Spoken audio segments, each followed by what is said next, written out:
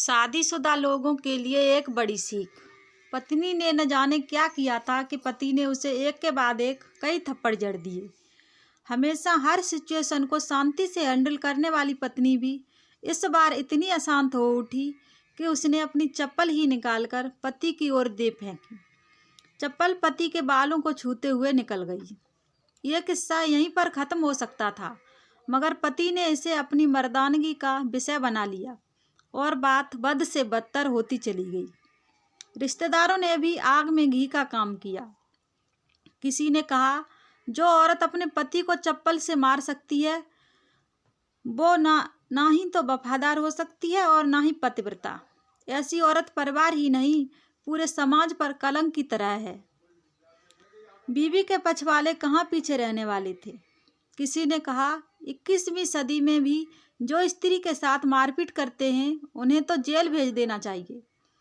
तो कोई कहता, जरूर उसको कोई और पसंद आ गई होगी, इसीलिए अब पत्नी से मारपीट करने लगा है। बात कोर्ट तक पहुंच गई। दोनों पक्षों ने एक दूसरे के खिलाफ केस फाइल कर दिया। पति ने चरित्रहीन होने का और पत्नी ने दहेज और शारीरिक उत्पीड़न का आरोप लगाया। 2 वर्षों से अधिक समय के लिए केस चला था। इन 2 वर्षों के दौरान दोनों पति पत्नी अलग अलग रहे थे। इन 2 वर्षों के दौरान दोनों पक्षों के समर्थकों की संख्या कम हो गई थी। पहले जहां दोनों पक्षों के समर्थकों का समूह होता था, अब गिने चुने लोग ही रह गए थे।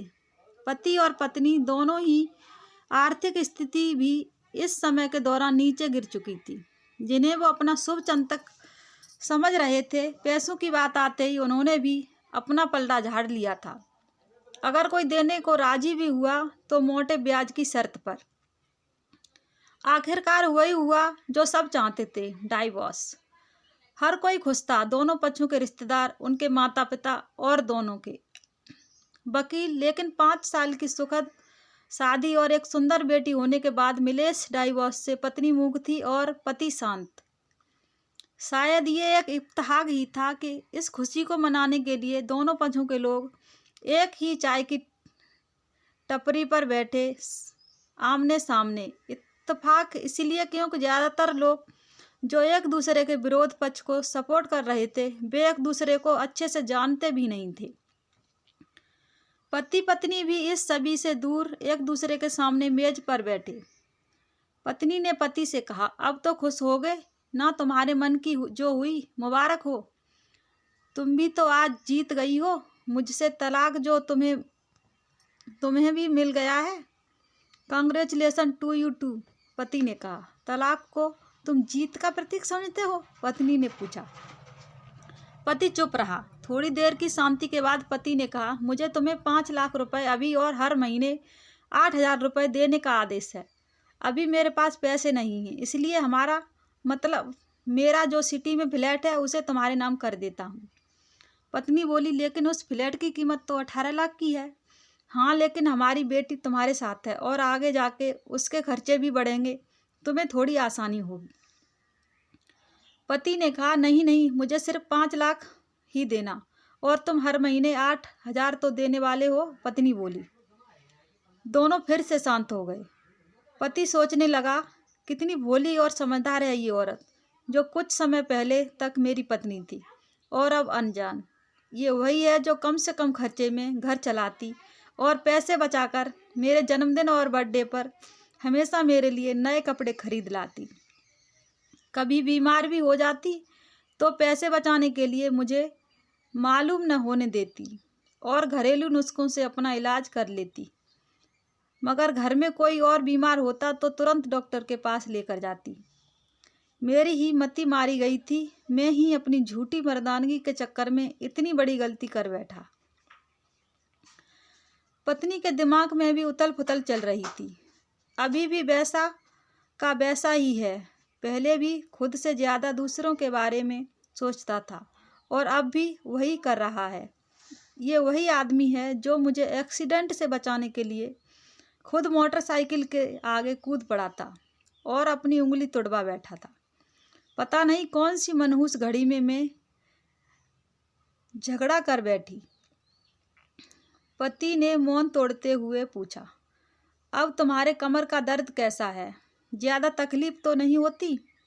पत्नी हल्का सा मुस्कुराई और बोली, अभी भी होता है।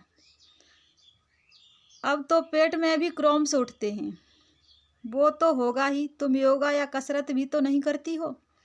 अब किसी गायनेकोलॉजिस्ट को जरूर दिखा देना, पति ने कहा। तुम बताओ, तुम्हारा अस्थमा कैसा है अब? क्या अब भी दौरे पड़ते हैं? पत्नी ने पूछा।